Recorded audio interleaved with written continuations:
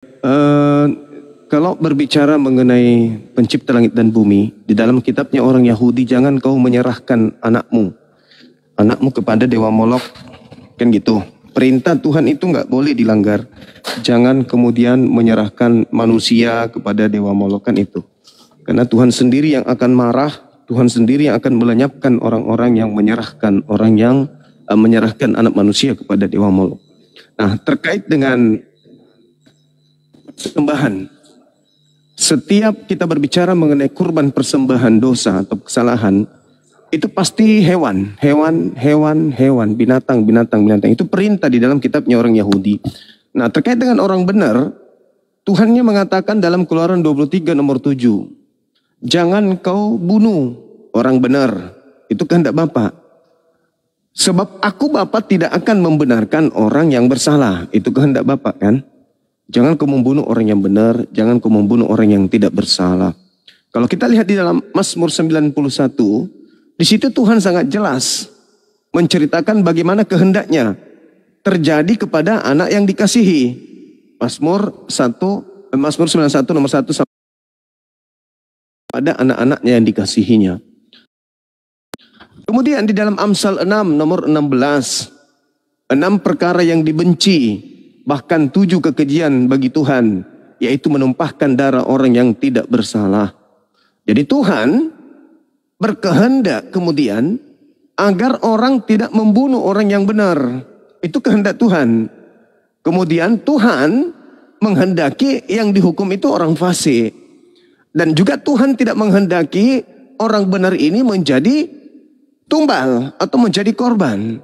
Dan bahkan kalau kita lihat dalam Amsal 17 nomor 15, orang yang bersepakat kemudian melakukan sesuatu penebusan, maka itu disebut sebagai kekejian bagi Tuhan. Dan nomor 18-nya dikatakan bahwa orang yang mengganti orang lain demi untuk melakukan sebuah kesalahan, maka orang itu disebut tidak berakal. Nah, sekarang poinnya adalah, apakah pencipta langit dan bumi dalam hal ini Tuhan yang datang kepada Bani Israel menginginkan pembunuhan terhadap orang benar? Atau Tuhan pencipta langit dan bumi yang datang kepada Bani Israel tidak menginginkan hal tersebut? Nah, sekarang kita kembali kepada pola yang ada. Apakah pembunuhan terhadap orang benar Yesus itu kehendak Tuhan? Kalau kehendak Tuhan, mana dalilnya? Sementara dalil yang saya sajikan tadi, Keluaran 23 nomor 7 dan 8, jangan kau membunuh orang yang benar. Berarti Yesus ini boleh nggak dibunuh? Menurut Tuhan, menurut Sang Bapa dalam kaidah Islam, dalam kaidah Kristen, boleh tidak orang benar Yesus ini dibunuh? Itu dulu. Silakan. Ya. Namanya membunuh dilarang Tuhan, ya. Hukum Allah melarang membunuh. Nah, sekarang ketika Yesus diadili, tidak ditemukan kesalahan, dibunuh juga. Kenapa dia dibunuh? Karena orang-orang yang bunuh dia dirasui iblis. Kehendak siapa membunuh Yesus? Di sini saya tidak katakan kehendak Tuhan Yesus dibunuh. Ya.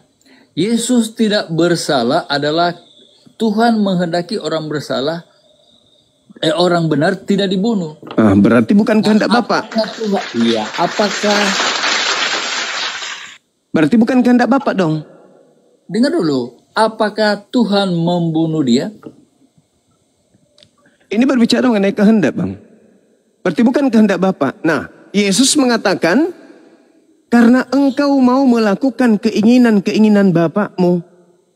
Bapak yang dimaksud oleh Yesus di situ di dalam Yohanes 8 itu siapa? Yang menghendaki keinginan membunuh Yesus itu siapa? Iblis. Nah, berarti ia menginginkan penyaliban terhadap Yesus, iblis. Nah, selesai. Iya. Iya. Udah jelas berarti. Berarti salib ini adalah karya iblis. Inilah ini adalah kesimpulan yang salah. Ya, Anda selalu menyimpulkan Alkitab dengan cara Anda berpikir. Anda Lalu membawa bagaimana orang, Anda ya, bisa dengan- memutarbalikkan? dengan Bagaimana Anda cara bisa Anda memutarbalikkan? Anda Bagaimana Anda bisa memutarbalikkan keinginan iblis menjadi keinginan Tuhan? Ayo. Anda seakan-akan ingin melantik iblis ini sebagai Tuhan Anda. Ayo. Ayo. sekarang Ayo. pertanyaan saya, ya, pertanyaan saya.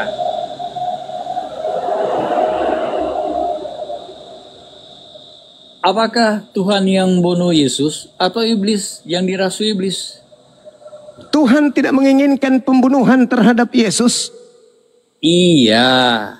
Nah, Memang Tuhan tidak menghendaki. Kenapa itu terjadi? berarti Apakah Tuhan berarti yang pembunuhan bunuh dia? ini atas kehendak siapa? Pembunuhan terhadap Yesus ini atas kehendak siapa? Sudah jelas kehendak iblis. Ya sudah, kenapa jadi kemudian Bapak Tuhan Anda libatkan di situ? Berarti murni Nah. penyaliban terjadi terhadap Yesus itu adalah kehendak iblis. Sudah selesai. Apalagi? Saya akan tanya Anda, apakah Tuhan bunuh dia, bunuh Yesus? Tidak mau. Tuhan akan menyelamatkan Nah. Yesus. Makanya yang mati ini bukan Yesus. Jangan bawa cara berpikir Anda ke pemahaman yang salah. Oh, tidak bisa, nggak bisa, tidak bisa. Sudah jelas.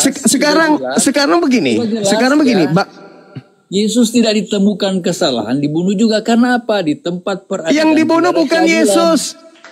Yang dibunuh bukan Yesus.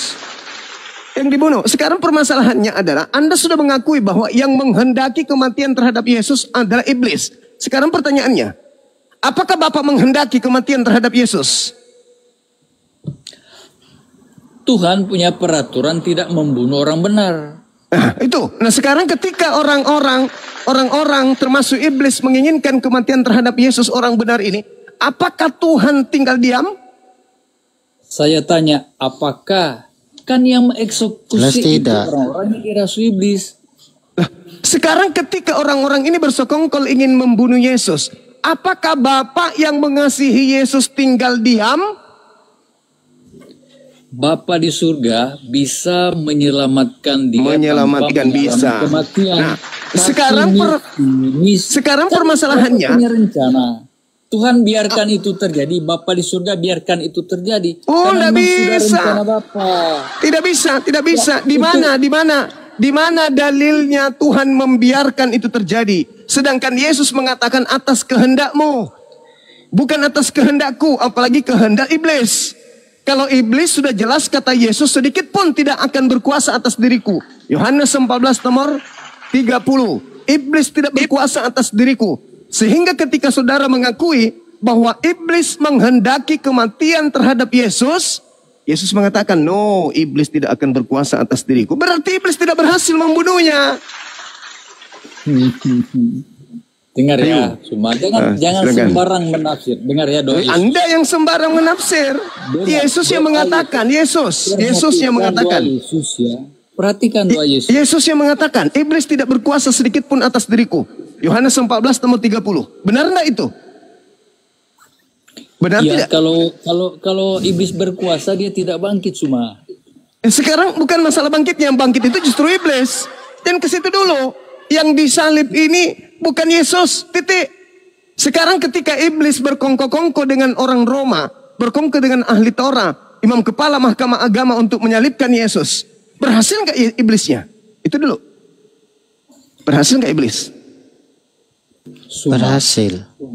Berarti Yesus kalah, bohong berarti. Benar ya. Yesus mengatakan, Iya. sedikit pun iblis tidak berkuasa atas diriku. Ayo. Yesus itu Yesus itu sedikit lebih rendah daripada manusia, dia meninggalkan kesetaraan Allah. Jadi dia Astagfirullahaladzim, ya Allah ya Karim. Tuhan bertulis ya. Dari mana Anda mengatakan Yesus itu lebih rendah dari manusia? Ini pemikiran apa lagi ini? Dia Hanya itu untuk manusia, sementara dengar. Yesus di dalam Yohanes 17 nomor 1 nomor 2, Yesus sendiri mengatakan kemuliaannya itu sebelum ada dunia ini itu sudah ada kemuliaan dari Tuhan. Anda mengatakan dia lebih rendah. Yang lebih rendah itu iblis. Iblis lebih rendah dari manusia. Itu betul. Tapi Yesusku, dia adalah manusia mulia. Jaga mulut Anda. Jangan hanya karena Anda itu, dengar, jangan karena hanya syahwat beragama Kristen, Anda menabrak akal sehat. Yesus itu manusia yang dikasihi. Anda mengatakan Yesus lebih rendah dari manusia biasa. Astagfirullahaladzim, ya Allah ya Karim. Bang John. Yesus itu manusia mulia. Yesus itu manusia mulia. Terus kenapa Anda mengatakan dia lebih rendah dari manusia biasa? Coba Anda dengarkan doa Yesus dulu ya. Bapa, dia kan Ah. memohon sekiranya cawan ini berlalu padaku, tapi kehendakmu yang jadi ya. Kehendak Bapak apa tadi ku bilang? Kehendak Bapak apa? Kehendak Bapaknya Bang John. Kehendak Bapak bunuhlah orang benar. Kehendak Bapak bunuh orang benar atau jangan bunuh orang benar? Kehendak Bapak. Bawa kata-katamu menjadi firman. Kehendak Bapak bunuh orang benar atau jangan bunuh orang benar? Dengar, sudah Jangan jelas bunuh Yesus orang benar. yang katakan ya. Ya. Saudara John, di dalam kitab Paham saudara gak sih? Lukas 22 nomor 43, Yesus berdoa, Bapa, sekiranya cawan ini biarlah berlalu, tapi bukan atas kehendakku, tapi atas kehendakmu. Maka seorang malaikat turun dari langit, datang kepada Yesus, memberikan kekuatan kepada Yesus. Nomor 44-nya. Berarti Bapa tidak menghendaki kematian terhadap Yesus. Inilah gagal paham. Bukan gagal. Pemikiran Anda untuk memutarbalikan kebenaran.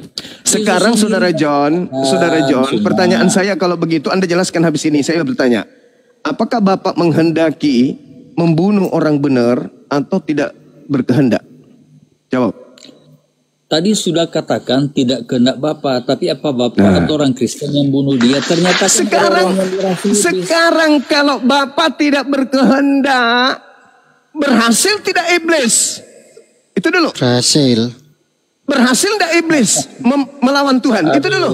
Berhasil. Susahnya.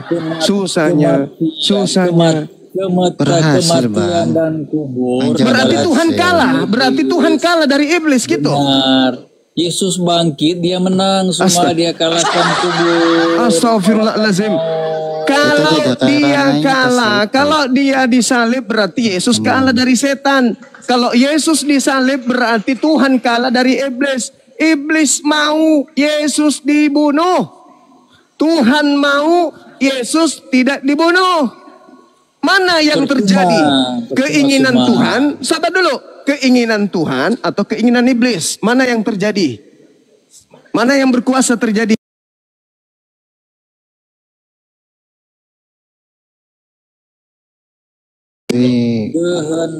Kehendak Tuhan, ya, dia jadi tumbal pengganti. Astagfirullahaladzim, ya Allah ya Karim. Memang itu yang terjadi. Di mana dalilnya? Astagfirullahaladzim, ya Allah ya Karim. Di mana dalilnya? Di mana dalilnya? Di mana dalilnya Bapak menghendaki kematian terhadap Yesus? Ya Allah ya Karim, manusia apanya ini? Yesus saja ngomong, saya akan dianiaya, mati, disesat. Tidak ada saya di situ. Tidak ada kata saya di situ. Tidak ada kata saya di situ. Jangan bohong ente. Anak manusia, Yudas anak manusia enggak? Simon anak manusia enggak? Andreas anak manusia enggak? Petrus anak manusia enggak? Ingat Saudara John, ingat. Bicara tentang dirinya, bukan anak manusia. Tidak berbicara. Dengar. Anda lihat di dalam Yohanes 10, nomor 17, nomor 18. Tidak ada satu manusia pun di atas muka bumi ini yang bisa membunuh aku. Itu kata Yesus. Tidak ada. Nah, coba Anda lihat Markus 9 nomor 31 nomor 31. Anak manusia akan diserahkan kepada manusia. Dan setelah mereka membunuh dia, bisa enggak Yesus dibunuh? Enggak bisa. Tidak ada yang bisa membunuh Yesus. Kata siapa? Kata Yesus. Tidak ada yang bisa membunuh aku. Aku sendiri yang akan menyerahkan nyawaku. Dan aku berkuasa mengambilnya kembali. Gak ada yang berhak, gak ada yang bisa bunuh Yesus. Dengar semua ya. Alamak. Dengar. kalau memang Bapa di surga tidak sanggup menyelamatkan dia, Astagfirullahaladzim, ya Allah ya Karim. dengar dulu. Ya Allah ya Karim. Yesus itu diselamatkan sebelum dibunuh. Dengar. Saudara Bapak John, di surga Yesus sanggup. itu, Saudara John, Yesus itu diselamatkan sebelum dibunuh, bukan dibunuh dulu baru diselamatkan, tompel. Dengar dulu, Astagfirullahaladzim, ya Allah ya Karim. menang sendiri. Jangan mau menang Yesus. sendiri. Jangan kau bawa sesat orang-orang. Dengar ya. Blunderlah. Dengar. Herodes saja ditampar malaikat mati hanya menganiaya orang Kristen dan menghina orang Kristen. Masa Yesus tidak bisa diselamatkan? Malaikat bisa menampar semua orang. Justru karena itulah otakmu pakai Yesus. Jangan gagal paham semua. Udah turunkan Memang orang ini atau Bapa gimana di ini? surga Aku jengkel sama orang bodoh mengizinkan sombong itu ini. terjadi untuk keselamatan manusia. Jadi Kau ke neraka aja, ngapain kau di sini? Yesus itu diselamatkan sebelum disalib. Bukan disalib dulu, baru diselamatkan, kucluk. Yesus sendiri yang mengatakan di dalam Mazmur 118 nomor 17, aku tidak akan mati. Yohanes 10 nomor 17, 18, aku tidak akan dibunuh. Masya Allah, luar biasa. Benar-benarlah penyesatan orang ini. Yesus itu diselamatkan sebelum dibunuh. Makanya ketika di dalam Matius 16 nomor 23, ketika Petrus ingin menyelamatkan Yesus dari penyaliban, dia menarik Yesus. Apa kata Yesus? Enyahlah iblis. Karena kamu hanya memikirkan apa yang dipikirkan manusia. Kau tidak memikirkan apa yang dipikirkan oleh Tuhan. Yang dipikirkan oleh Tuhan, Tuhan akan menyelamatkan Yesus dari ancaman kematian. Itu jelas itu. Tidak akan mungkin Tuhan membiarkan Yesus ini dibunuh oleh orang-orang kafir. Apa tujuannya? Untuk menyelamatkan. Tidak seperti itu. Tidak ada dalil di dalam kitabnya Yahudi orang diselamatkan dengan korban manusia. Cukup dengan bertaubat, berdoa, bertaubat, merasa bersalah, merasa menyesal atas dosa-dosanya. Tuhan di langit sudah mengampuni dosa tersebut. 1 Tawarik 7 nomor 14. Jangan ngarang-ngarang bebas. Adapun kebangkitan dari kubur itu membuat untuk angkatan jahat, kampret. Kapan sih kalian ini bisa paham betul isi Bible itu? Hah? Yesus sendiri yang mengatakan loh. Matius 26 nomor 24. Aku harus pergi sesuai dengan apa yang ada tertulis tentang aku. Lukas 24 nomor 44. Semua yang tertulis tentang aku di dalam kitab Mazmur, kitab Nabi-Nabi, kitab Torah. Yang sudah tertulis harus digenapi. Lukas 22 nomor 22. Aku harus pergi sesuai dengan apa yang tertulis tentang aku. Yang tertulis itu apa? Mazmur 118, Mazmur 41, Mazmur 91, Mazmur 37. Yesusnya tidak akan mengalami kematian. Kisah para Rasul 2 nomor 29, nomor 30, 31, 32, 33. Jasadnya tidak ditinggal di kubur dan jasadnya tidak mengalami kematian. Dia seketika diangkat ke langit Yesus itu. Adapun yang keluar dari kubur itu kata Yesus, Yohanes 12 nomor 31, itu adalah penguasa dunia. Yang dilemparkan keluar itu penguasa dunia. Siapa itu kata Yesus? Iblis. Indikasi kuatnya ada di dalam Matius 12 nomor 38 sampai nomor 40. Ketika Yesus ditanya oleh orang-orang Farisi, Guru, berikan kami sebuah tanda. Apa kata Yesus? Angkatan jahat dan angkatan tidak setia ini minta satu tanda dan tidak akan diberikan satu tanda kecuali tanda Yunus. Sebab Yunus 3 hari 3 malam dalam perut ikan. Demikian juga anak manusia akan berada dalam perut bumi 3 hari 3 malam. Itu tanda untuk siapa? Tanda untuk angkatan jahat, kampret. Makanya Petrus berkhotbah di dalam Kisah Para Rasul 2 nomor 36 tadi.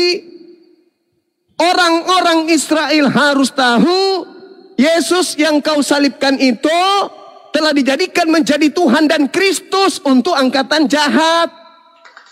Astagfirullahaladzim, ya Allah ya Karim. Makanya Al-Quran saya mengatakan wa ikhwanuhum yamuddunahum fil ghayyi summa la yukasirun. Kalian itu saudara-saudaranya setan yang membela setan, yang kemudian menjadi pasukan setan untuk mendurhakai Tuhan. Dengan cara apa? Kalian menjerat manusia lain untuk mengikuti kalian, agar kalian itu menjadi pahlawan, menjadi pembantu konco-konconya setan, agar setan itu berhasil dan puas durhaka kepada Tuhan. Makanya kalian disebut pembuat kejahatan. Enyahlah daripadaku, kalian semua adalah pembuat kejahatan. Itu maksudnya. Maka Al-Quran juga mengatakan dengan sangat jelas, inna ja'alna syayatin awliya lilladzina la yu'minun. Aku Tuhan karena mereka tidak mau beriman. Maka aku jadikan setan sebagai Tuhan-Tuhan mereka, sembahan-sembahan mereka, pemimpin-pemimpin mereka. Pergilah, jadikanlah seluruh bangsa, pergilah ke seluruh dunia, jadikanlah seluruh bangsa menjadi muridku. Itu siapa? Yesus. No. Yesus jangankan mati, tersentuh ular saja kagak, kena penyakit panu aja kagak, boro-boro mau mati. Hentikan nafsu syahwat kalian itu. Jangan terlalu berlebihan dalam agama ini. Jangan terlalu berlebihan tentang pencipta langit dan bumi. Gak ada itu cerita. Yesus yang menentukan di situ. Aku harus pergi sesuai dengan apa yang tertulis tentang aku. Ada nggak tertulis di situ ketika Yesus mengajarkan diri tentang dirinya? Ada. Apa yang tertulis? Perjanjian lama. Bukan surat Paulus. Jadi jangan kau bawa-bawa. Terkait dengan kepergian Yesus meninggalkan dunia ini, itu tertuang di dalam kitab Perjanjian Lama. Jangan kau bawa-bawa perjanjian barumu ketika berbicara kepergian Yesus terangkat ke langit. Oke? Paham sampai di situ? Paham? Paham? Kalau nggak paham, perbanyak minum baygon. Biar kalian itu sehat.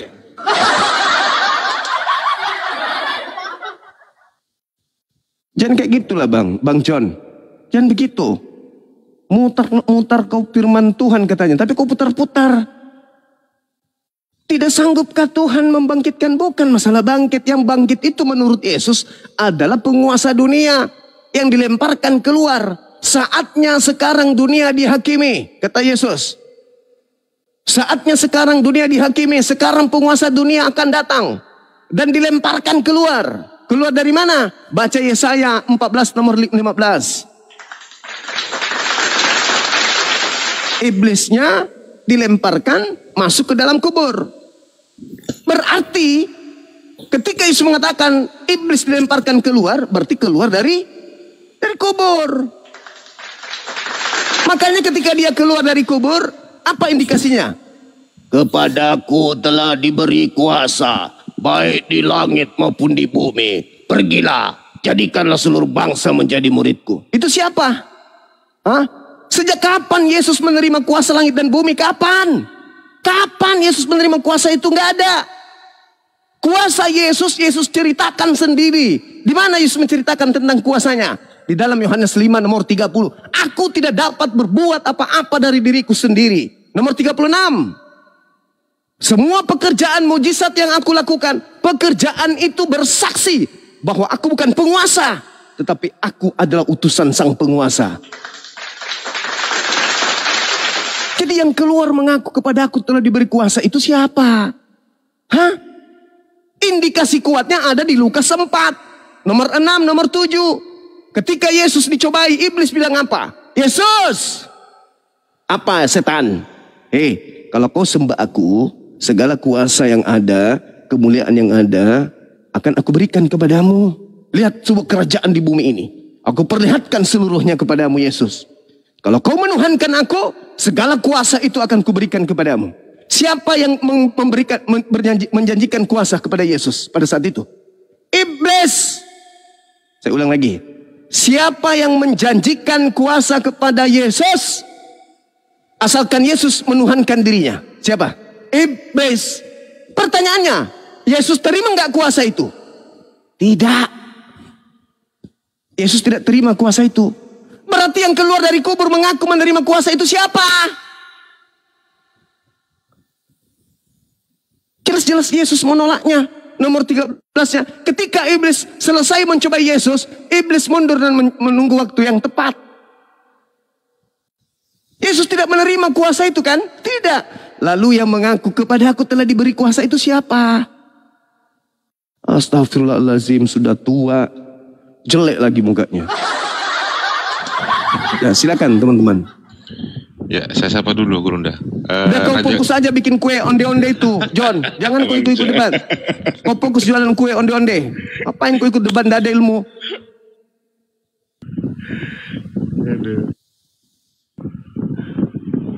Raja Guguk dibuka mionya. Mbak Gera, Raja Guguk dibuka mionya.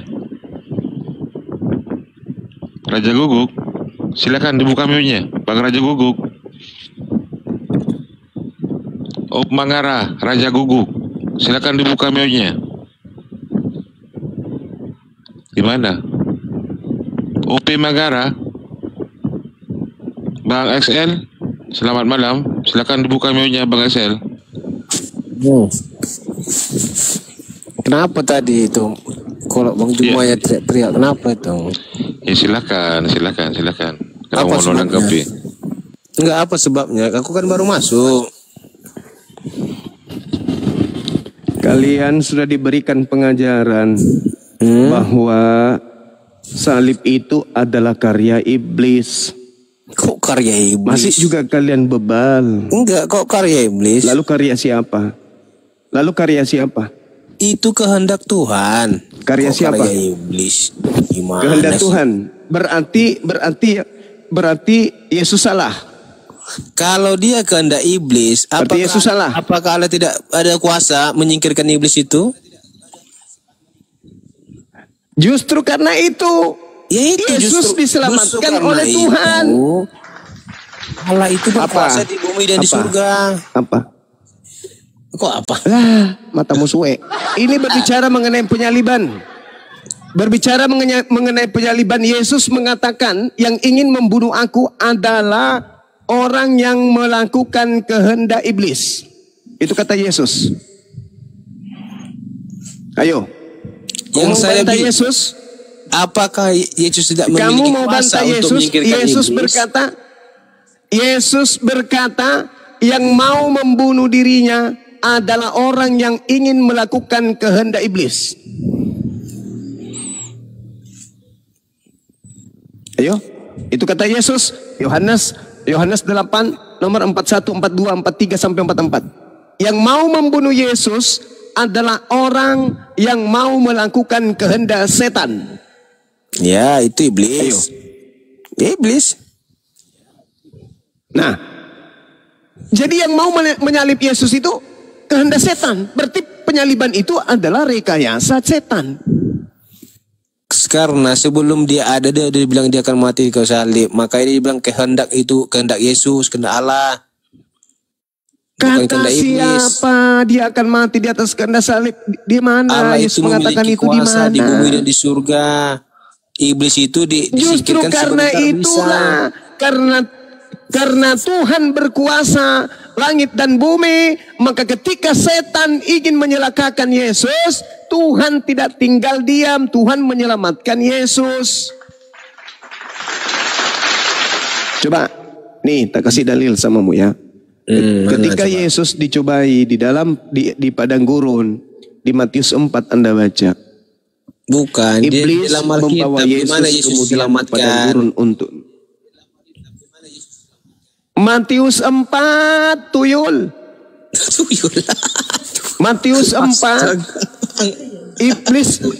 Iblis berkata, dengar. Iblis berkata gini. Iblis berkata begini di dalam Matius 4. Tuyul ngomong. Yesus, jikalau engkau adalah anak Tuhan, Ada tertulis tentang dirimu. Mengenai engkau, Tuhan akan memerintahkan malaikat-malaikatnya, dan malaikatnya akan menatang engkau di atas tanganmu, supaya kakimu jangan terrantuk kepada batu. Kata iblis, Yesus, ya, kalau engkau ini anak Tuhan, ada tertulis loh tentang kamu. Aku ingin bukti, apakah kamu ini betul-betul anak Tuhan atau anak setan. Ada tertulis tentang engkau loh. Jatuhkan dirimu ke bawah, engkau tidak akan celaka. Yang tertulis tentang kamu, malaikat akan diutus untuk menyelamatkan kamu agar kakimu tidak sampai ke lantai ke bawah. Nah, ternyata itu tertulis di mana? Di Mazmur 91. Ternyata Yesus ini tidak diizinkan oleh Tuhan kemudian untuk celaka mati dibunuh oleh orang-orang kafir. Kita baca, saya bacakan sama Anda nomor 8-nya. Katakan begini, engkau hanya menontonnya dengan matamu sendiri. Kita mulai dari nomor 5. Ini, engkau tidak usah takut terhadap dahsyatnya malam, terhadap panah yang terbang di waktu siang, terhadap penyakit sampar yang berjalan di dalam gelap malam, terhadap penyakit menular yang mengamuk di waktu petang. Walau 1000 manusia rebah di sisimu dan 10.000 di sebelah kananmu, tetapi itu tidak akan menimpamu. Engkau hanya menonton orang-orang tersebut dengan matamu sendiri dan melihat pembalasan terhadap orang-orang pengkhianat.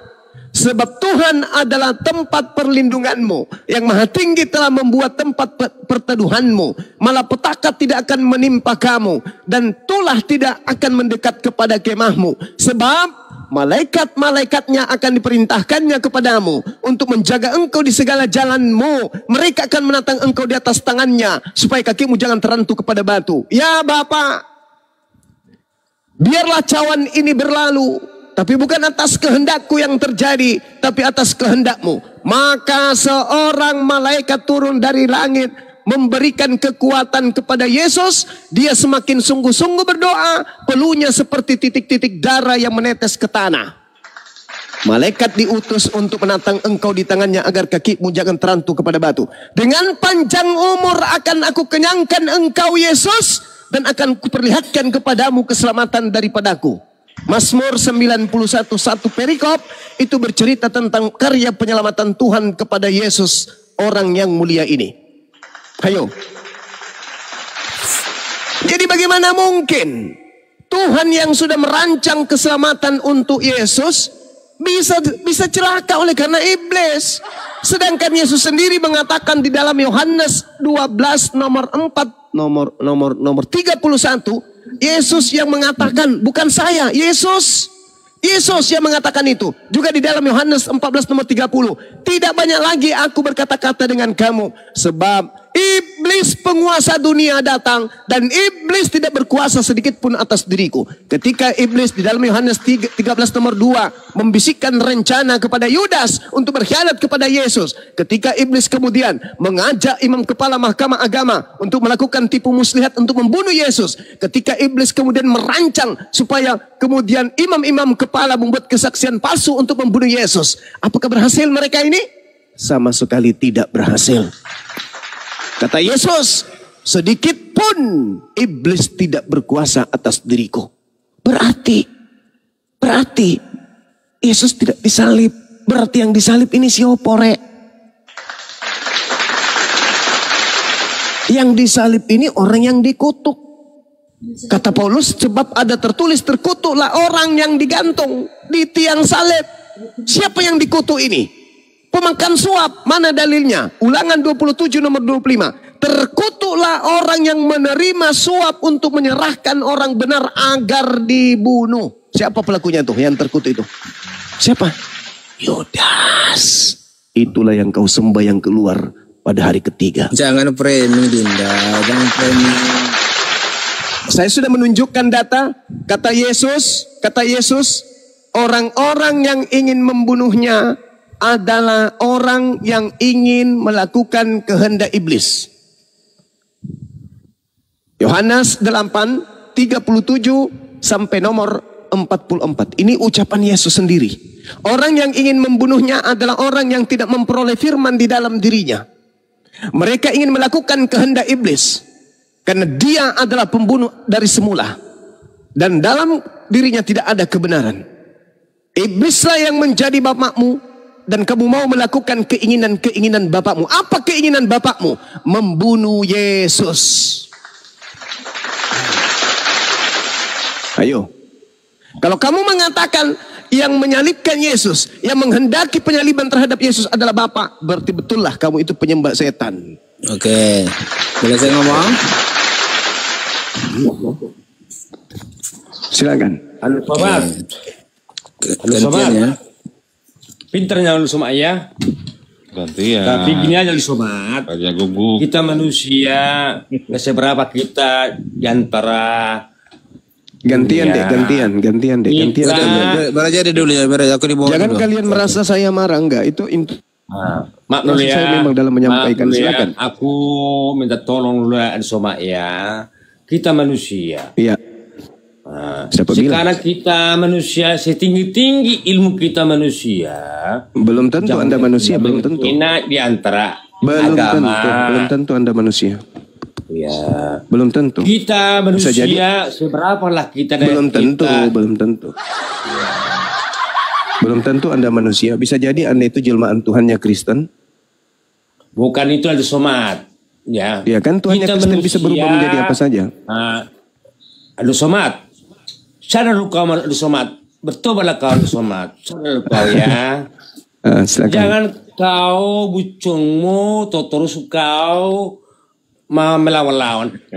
Setiap manusia berapa dari kita tentang Tuhan. Mending kau buatkan saya kopi, Bang. Aduh somat. Sadar kau ya. Saya mau terlambat ya. Sadar kau saya terlambat. Udah. Sadar, Nanti maksudnya sadar gimana? Maksudnya maksudku sadar sadarlah gimana? kau. Jangan kau bahas-bahas di antara Kristen. Padahal kenapa? Al-Quran, Memang ada larangannya. Al-Quran Memang ada larangannya. belum bisa kau bahas. Mana memang ada larangannya? Ya. Enggak ada Ini yang larangannya. sama. Ya. Ku tanya dulu kau. Di agama Kristen tidak ada telak 1, telak 3. Udah? Apa itu? Ya. Yang begitu. Apalah artinya? Apalah artinya itu semua tidak ada kalau yang kau sembah setan. Buka pikiranmu, buka hatimu. Ngomong apa Udah. sampeyan? Yang kau berbicara di media sosial, kalau kami agama Kristen, kasihilah sesama Apa? manusia. Kasihi apa? Kasihi orang supaya menyembah kepada setan gitu maksudmu? Nanti kau Sorry. kau aduh somat. Sorry. Ya, mati kau nanti Sorry. kau. Sorry, Nanti ku cari maaf. istrimu jadi istriku. Sorry. Ya. Kita manusia. Ada teman yang mau menjadi istriku, dia sudah melamar aku, namanya Bom Biar Bom. bisa kita Bila itu jadikanlah istrimu. selamat, sehat. Udah. Udahlah, kamu ke bawah aja, di bawah. Kau bersihkan batu nisanmu, woi. Kau sana pesan batu nisan, woi. Kau persiapkan batu nisanmu untuk ke neraka, woi. Apa kau di sini ngapain kau nasihati saya? Kau nasihati diri kau itu yang bersunat aja kagak. Sok paten. Kau diskusi. Yang sok cantik. Nasihati diri kau itu. Kenapa kau menyembah makhluk yang keluar dari kuburan? Itu yang harus kau nasihati diri kau. Apa yang kau nasihati saya? Diskusi aja, diskusi kita. Al-Quran saya mengatakan iyad'una min dunihi illa inatha wa iyad'una illa syaitanan marida. Yang kau sembah itu tak lain hanyalah setan yang durhaka. Itu kesimpulannya dalam Al-Quranku. Yang kalian sembah selain daripada pencipta langit dan bumi itu setan. Al-Quran saya mengatakan itu. Dan Yesus memberikan indikasi kuat. Apa yang diterangkan Al-Quran itu betul. Di mana Yesus menerangkan itu? Yohanes 12 nomor 31. Berapa kali harus saya sampaikan dan saya ulang? Berapa kali harus saya ulang? Apa kata Yesusnya? Sekarang berlangsung penghakiman atas dunia ini. Sekarang juga iblis penguasa dunia ini akan dilemparkan keluar. Keluar dari mana iblis itu? Kemana iblis itu pernah disimpan oleh Tuhan? ke alam kubur. Di mana dalilnya? Baca Yesaya. Nih, aku bacakan kalian. Yesaya 14 nomor 15. Apa kata Tuhan di sana? Ini jelas ini. Ini dalam kitabnya orang Yahudi, ternyata yang disebut Lucifer, bintang timur, itu adalah iblis. Sebaliknya, ke dalam dunia orang mati, engkau iblis diturunkan. Ke tempat yang paling dalam di liang kubur, engkau iblis kumasukkan. Yesaya 14 nomor 15. Ingat, Yesaya 14:15, iblis diturunkan ke liang kubur. Iblis diturunkan ke liang kubur. Yesus menjadikan kubur sebagai simbol untuk angkatan jahat. Tertulis di dalam Matius 12 nomor 38 sampai 40. Angkatan jahat ini minta satu tanda, dan tidak akan diberikan satu tanda kepada angkatan jahat selain anak manusia akan keluar dari kubur, karena berada dalam kubur 3 hari 3 malam. Paham sampai situ? Hah? Iblis dilemparkan ke tempat yang paling dalam di liang kubur. Iblis dimasukkan ke dalam dunia orang mati. Sedangkan Yesus menurut Petrus, menurut Daud, Yesus tidak akan ditinggal di dunia orang mati. Dan Yesus dagingnya tidak mengalami kematian. Kisah Para Rasul 2 nomor 29 sampai 33. Kenapa kalian tidak memahami ini? Kenapa? Karena kalian terlanjur oten. Kalian tidak belajar dari kecil kayak kami. Begitu kecil kami, usia 3 tahun, sudah diajak ke masjid. Belajar kami. Alhamdulillahi Rabbil Alamin, Ar-Rahmanir Rahim, Maliki Yaumiddin. Biru paha kami dicubit kalau kami tidak mendalami materi-materi kitab suci kami. Dari kecil kami diajak untuk menggunakan akal mengenal Tuhan yang benar. Dari kecil kami dididik untuk mengenal kitab suci yang benar. Dari kecil kami diajarkan untuk mengimani nabi yang benar. Kalian tidak. Kalian besar diajar makan babi, diajar tidak bersunat, diajar minum khamar, diajar berjoget, diajar menyembah kepada makhluk yang dibunuh oleh sesamamu makhluk. Dan dari kecil kalian diajarkan untuk tidak mendalami materi Bible. Makanya ketika kalian bertemu dengan kami yang paham Bible ini, kalian kewalahan. Kewalahan kalian itu. Kenapa? Karena kalian dewasa, kalian bertumbuh. Bukan bertumbuh bersama dengan pengetahuan Anda tentang Kristen. Tetapi Anda hanya bertumbuh mengikuti agama Kristen itu dari ajaran nenek moyang kalian. Kalian tidak pernah menjadi Kristen karena belajar. Tidak. Kalian menjadi Kristen hanya karena terlanjur Kristen, orang tua kalian adalah Kristen. Kalian tidak pernah mengetahui tentang konsep Tuhan yang benar, tentang kitab suci yang benar, tentang nabi yang benar, dan agama yang benar. Kalian hanya terlanjur oten. Bukan karena proses belajar. Kalian bertahan sekarang ini karena saya Kristen. Mau tidak mau saya harus bertahan. Apapun yang terjadi. Mau benar mau salah, pokoknya saya ngomong aja. Sementara kebenaran itu tidak membutuhkan itu. Yang disebut surga jannah itu tidak mengenal akal-akalan.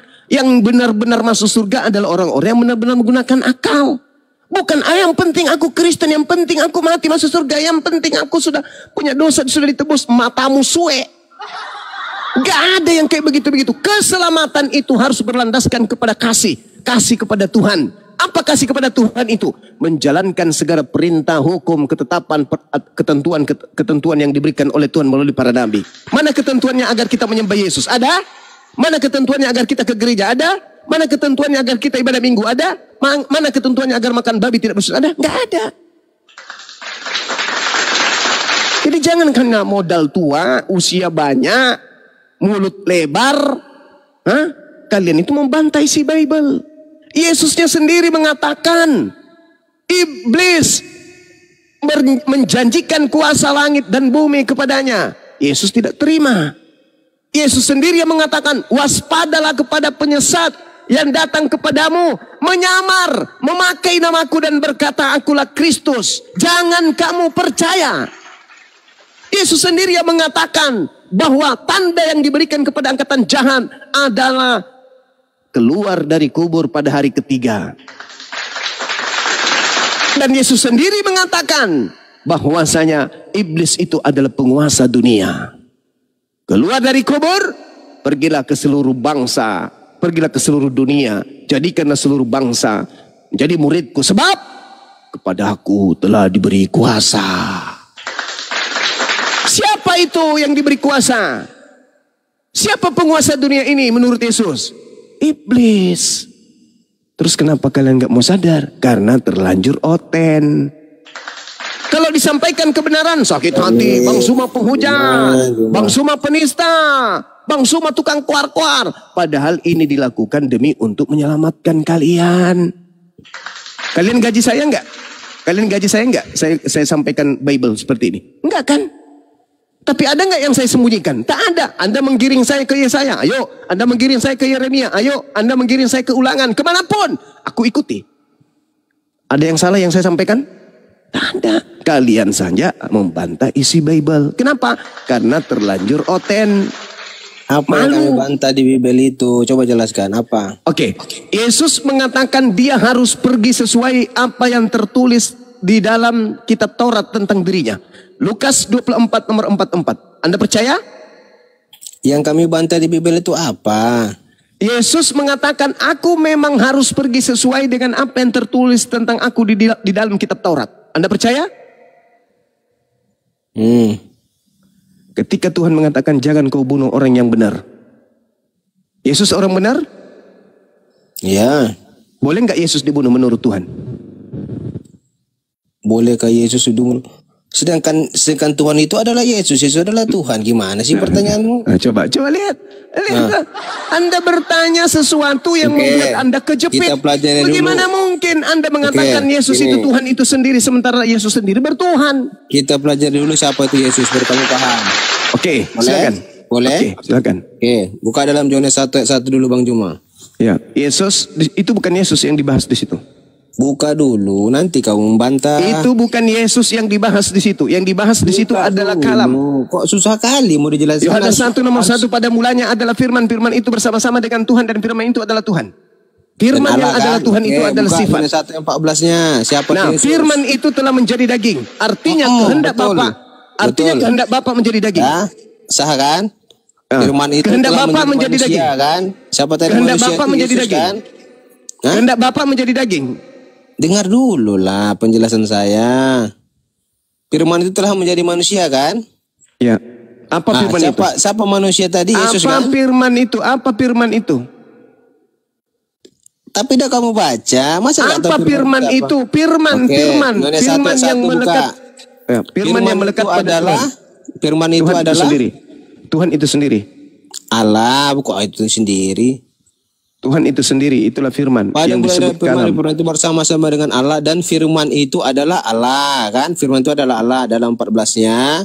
Firman itu telah menjadi manusia. Allah berarti Allah itu telah menjadi manusia. Makanya Yesus itu adalah manusia. Jadi maksudmu kok itu susah sih pemahamanmu? Oke, berarti maksudmu Tuhan sudah tak ada karena sudah jadi manusia. Tuhan kok tidak ada? Tuhan itu berkuasa di bumi dan di surga. Ya, mulai ngaco. Kok ngaco? Tadi Tuhanmu jadi manusia kan? Ya. Masih ada Tuhan gak? Apakah dia setelah dia di dunia dia tidak bisa ke surga? Mulai ngaco. Coba saya tanya dulu. Apakah kalau dia di Tuhanmu sudah jadi manusia atau tidak nih? Iya, dia jadi manusia. Sudah jadi manusia. Dia tidak sudah bisa jadi manusia. Sudah jadi manusia Tuhan. Apakah dia tidak bisa ke surga? Siapa yang membuatnya menjadi ke surga? Siapa yang membuatnya ke surga? Ya dia sendiri karena dia. Bagaimana bisa? Dia mengatakan aku tidak dapat berbuat apa-apa dari diriku sendiri. Astaga, Bang Juma. Buka ini Bang Juma, buka nih. Matius 28 ayat 18 Bang Juma. Matius 28 nomor 18. Ayat 18. Itu ayat 18. Ucapan makhluk yang keluar dari kubur. Jangan baca dulu. Itu ucapan makhluk yang keluar dari kubur. Sekarang kamu bahas dulu. Saya baca aja lah. Kamu nggak mau baca, saya baca. Yohanes 1 nomor 1 dulu. Yohanes 1 nomor 1 saya baca dulu. Yesus mendekati mereka dan berkata, kepadaku, khususnya siapa? Yesus kan telah diberi segala kuasa di surga dan di bumi. Makanya saya bilang dia berkuasa di bumi. Udah lemparkan aja orang ini ke neraka. Dah, kamu ke neraka aja. Kamu ke neraka. Kamu ke neraka. Kamu tidak bisa membawa Matius 28 itu. Tidak boleh kau bawa itu ketika kau membahas tentang Yesus. Tidak boleh. Karena itu bukan Yesus. Bukan Yesus itu. Kecuali kamu bisa membuktikan bahwa Tuhan menghendaki kematian terhadap Yesus, baru kau bisa katakan. Yesusnya yang berkata bahwa iblis dilemparkan keluar. Kau ingin melantik iblis jadi Yesus. Matamu suek. Jangan kau nipu di sini. Jangan kau nipu. Dengan seenaknya, Matius 28:18, Yesus berkata kepada mereka, matamu suwe, mana ada itu Yesus? Enak kali kau nuduh-nuduh Yesus. Iblis mengaku Yesus, oke. Karena itu pengakuan Yesus sendiri. Jangan asal-asal kau berbicara di sini. Ya, kalau kau ingin membahas Yohanes 1, bahas. Jangan kemana-mana. Ketika kau ingin menjadikan Yesus itu Tuhanmu, maka Tuhan yang adalah firman menurutmu itu menjadi daging. Selesai. Berarti sudah tak ada Tuhan. Karena Tuhanmu sudah menjadi daging. Sama seperti Krishna. Sama seperti Zeus. Tuhan menjadi daging. Sama seperti babi ngepet. Sekarang kalau ada, misalnya ada orang menjadi babi. Masih ada orangnya enggak? Tidak ada lagi, karena dia sudah menjadi babi. Makanya baca Filipi 2 nomor 6. Tuhanmu dewa Theos tidak mempertahankan kedewaannya, melainkan mengosongkan diri dan mengambil rupa manusia. Seperti sudah tak ada lagi dewa. Kucluk sekali. Kalau cuma modal congor, di gereja aja, di gereja. Jangan di sini. Saya membutuhkan orang Kristen yang pandai kemudian mengolah data yang ada dalam Bible dengan logika sehatnya. Paham? Gak ada lagi orang Islam yang bisa kalian bodohi, gak ada. Orang Islam sekarang udah cerdas. Begitu mereka mendengarkan apologet Islam Indonesia bersuara, maka iman mereka semakin kuat terhadap Islam. Kalian itu, apa yang kalian mau jual? Sekarang materinya ini tentang salib. Ini salib karya siapa? Karya Bapak, pencipta langit dan bumi. Mana ada? Tuhan turut serta kemudian terhadap penyaliban, terhadap pelaku maksiat. Al-Quran menerangkan itu. Dan juga kitabnya Yahudi menerangkan itu. Paulus pun mengatakan itu. Kristus telah menebus kita dari kutuk hukum Taurat dengan jalan menjadi kutuk karena kita. Karena ada tertulis terkutuklah orang, terkutuklah orang, terkutuklah orang, terkutuklah orang yang mati digantung di tiang salib. Yesus terkutuk gak? Ada gak dosa Yesus? Tak ada. Berarti yang disalib siapa? Bukan Yesus. Aneh kalian ini. Kamu nggak ngerti Bang Suma. Kamu nggak ngerti Bang Suma. Kamu nggak cerdas betul. Oke, sekarang begini. Kamu gini Bang Kamu Suma cerdas. ya. Saya pelajari caramu menerangkan. Kamu Memang cerdas. Kamu cerdas. Orang nggak bisa dapat hidayah dengan caramu ini. Sendiri. Jangan jujur saya kasih tahu kamu ya Bang Suma. Kamu menafsir ayat. Hei, jangan kau bicara sendiri.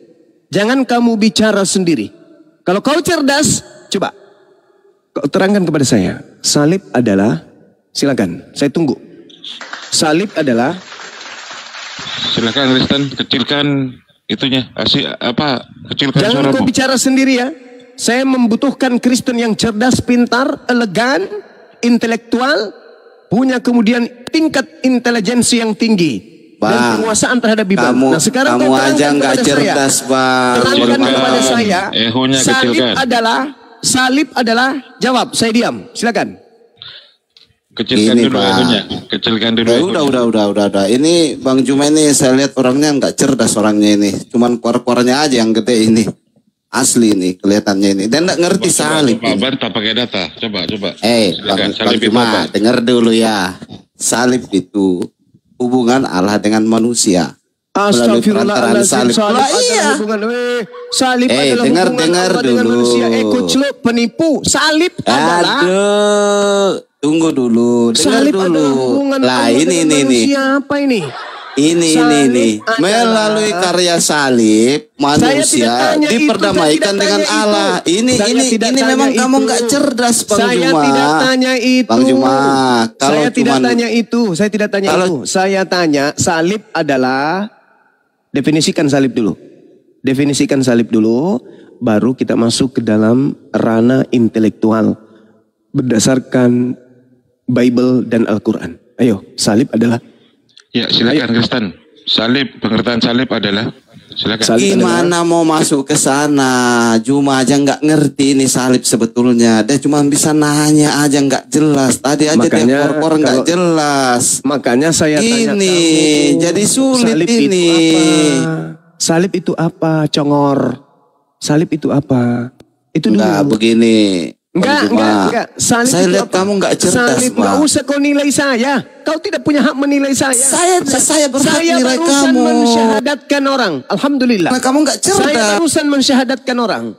Oke? Jangan kau nilai saya. Jangan kau nilai saya. Jangan kau nilai saya. Kalau kamu ingin syahadatkan berdiskusi dengan saya, cerdas yang kalau ingin syahadat. berdiskusi dengan saya, kamu harus menggunakan akalmu. Kamu jangan menilai saya. Pakai aja Kamu akalmu. belajar dulu Bang Juma. Ya udah, kamu turun kalau gitu. Kasihan kamu. Betul, kasihan aku lihat Nggak kamu. apa-apa. Saya nggak butuh orang miskin, orang bodoh, orang tolol yang sombong. Nggak butuh saya. Nggak butuh. Dan kamu tidak punya hak menilai saya. Paham? Saya punya jam terbang itu jauh di atasmu. Bahkan pendetamu pun terkencing aku buat kalau mau diskusi denganku. Paham kau? Gak usah kau lebay kali. Kau jangan usah menilai kemampuan saya terkait dengan Bible. Belum lahir manusia di atas muka bumi ini yang mampu mengalahkan saya membahas Bible. Ngerti? Catat itu. Dalam bahasa Makassar. Kita mau kerjai bicara no bangga-bangga di kalian, lupa banggai kalian no. Kau cangkang. Lupa bangga-banggai kalian no. Jago. Gak pernah pelajari Quran. Apa ini? Orang gila bang. Oi congkang. Pakai bahasa Indonesia lah. Kikian. Congkang Orang pakai gila bahasa. Orang gila. Oi. Allah do germo. Quran surat 78:3. Tepunggur kau tepunggur. Tupu nguru menyembah setan. Setan batu di kubur kena sembah. Oi. Kau tu Allah do. Namu tu kisi. Suluk punya suluk dalam kubur. Topongoro telasoa kabulam maka kolege kabulam maka telasoa. Yang keluar dari kubur itu setan. Setan kredit pada nongol nih, setan kredit. Aduh, parah. Nggak pernah niat Tuhan suluk dari kubur ya. Yang keluar dari kubur itu setan Sumiati, si manis jembatan Ancol, siapa lagi? Popo, Parakang, Padale. Tuyul setan. Anja di kana suluk kuna batu di kubur kah? Ngapa niat tahu menyembah makhluk kuna apa? Suluk dari kubur kah? Tepok nguru. Karena Tuhan baru cipur ji Tuhan nah. Anjo menakiku kan ngapa niat Tuhan ngandre juku goreng. Tuhan nah. Tepok nguru. Kamase. Kalau mau cari Tuhan yang keren sedikit dong. Jangan yang begitu. Pakai kau sembah Tarsan X atau Rambo lebih bagus. Disembah Padale. Woi kalake. Tepuk nguru. Anak Sunda lah kah?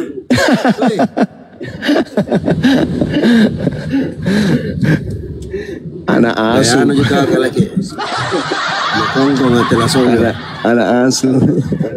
Kamu memang anjo. Memang begitu. Karena orang tuanya makan anjing, ya kan? Spermanya itu berasal dari saripati anjing. Lahirlah dia, anak asu. Anak acu. Anak acu. Oh kodong. Dia mau mengalahkan kita berdebat. Tak ada ilmu. Mal lagi. Kita lebih paham ilmunya. Mana ceritanya? Mal lagi kanda. Balas si kapal. Balas si kapal talang. Lesina ceba, bukan muyutmu. Lesina ceba. Apa toh sengkau iya? Woi kalake. Gaya anu kau. Tepuk nguru. Ndak sopan kau sama bangkut talasoa anak. Pendatang dari Mangkasar. Rotogi bisa Mangkasar. Di kana rewanya kemenjo ada deh. Sepele ko kawan. Kopi ruinya mati nih.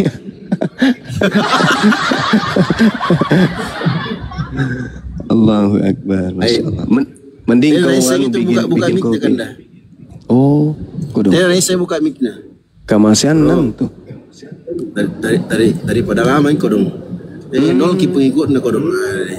Kodong kamasian. Nol pengikut. Anak acut ya.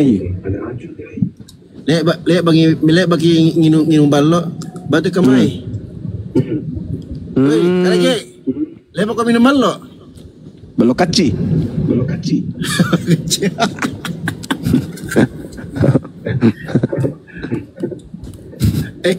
Bang Hos, dia nggak bisa buka mic itu. Silakan dibuka, saya undang Kaleke. Entasan apa yang nama nama kongkong.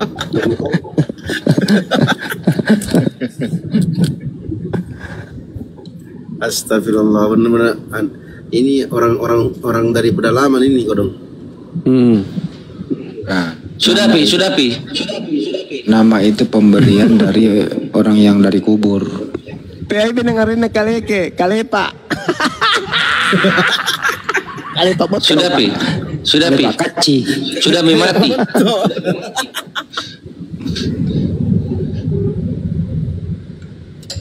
Kaci Woi, balok. kalake.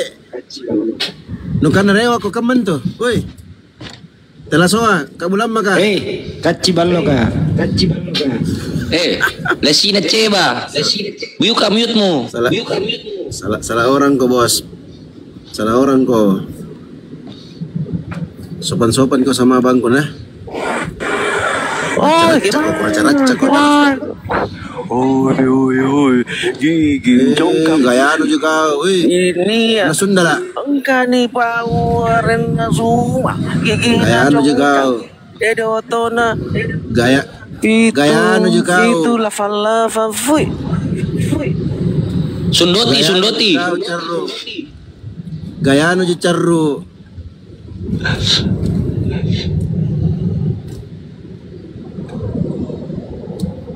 Ay, mabuk.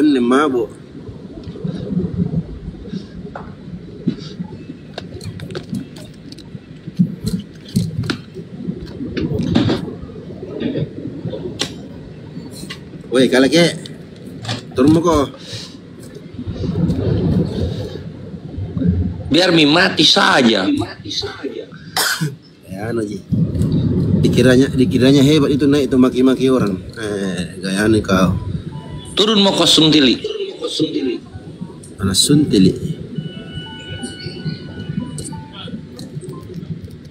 Setengah mati dia mau buka mic-nya tidak bisa. baru main TikTok itu. Pengikutnya Baru punya HP dia. Baru punya HP. Gak kuat HP-nya pakai TikTok. Sudah Mi. Mau ka sounding dulu leh. Ya sonde mi. Ya, assalamualaikum warahmatullahi wabarakatuh. Ikhwani fisabilillah yang ada di sini 5.500. Alhamdulillah sounding kita beberapa hari yang lalu sudah terkumpul 24-an juta. Untuk yang belum tahu, kita ada program untuk menciduk penghujat berikutnya.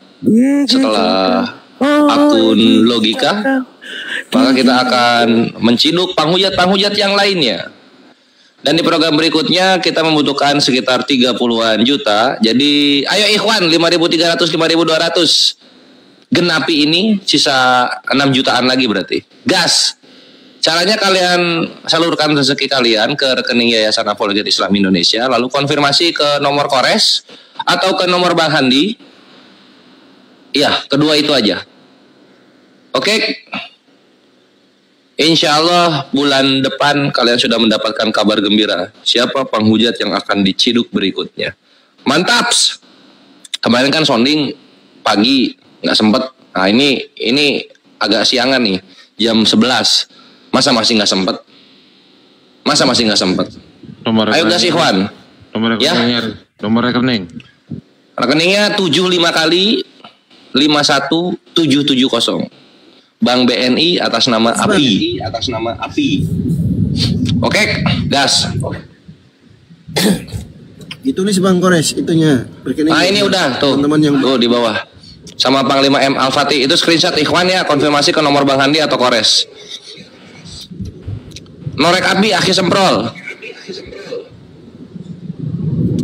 Ya siapa tahu ini kan banyak nih tajir-tajir, para muhsinin, kaum muslimin di bawah yang nggak sengaja masuk. Oh, ternyata ada program APII yang sangat-sangat brilian teman-teman, yang insya Allah akan mengundang rasa syukur kita kepada Allah kalau ini berhasil biidznillah ta'ala.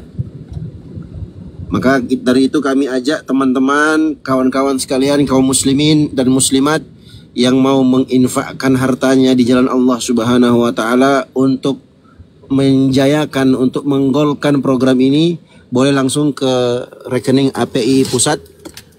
Ada di bawah itu, teman-teman, bisa dilihat. Mana tadi ini ya, rekeningnya? Ya, bisa langsung di SS screenshot teman-teman, nanti konfirmasinya ke Bang Kores atau ke Bang Handi Selebes teman-teman. Ya itu 75 kali. Waalaikumsalam warahmatullahi wabarakatuh. 51770 BNI ya teman-teman ya, atas nama APII Pusat ya, API Pusat ya teman-teman.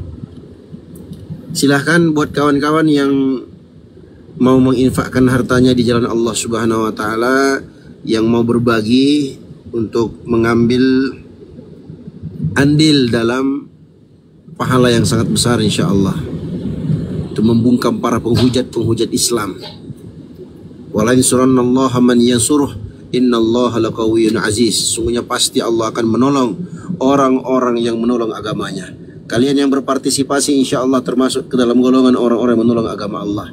Karena keberadaan kami di sini, khususnya kawan-kawan APII dan teman-teman yang lainnya, memang adalah untuk membela agama Allah dan memenangkan kebenaran, bahwa tidak ada Tuhan yang berhak disembah kecuali hanya Allah Subhanahu wa taala. Silakan teman-teman langsung ke rekening pusat APII dan konfirmasi ke Bang Kores akun Praistar 381 atau ke Bang Handi Selebes. Jangan lupa dikonfirmasi teman-teman setelah transfer. Terima kasih.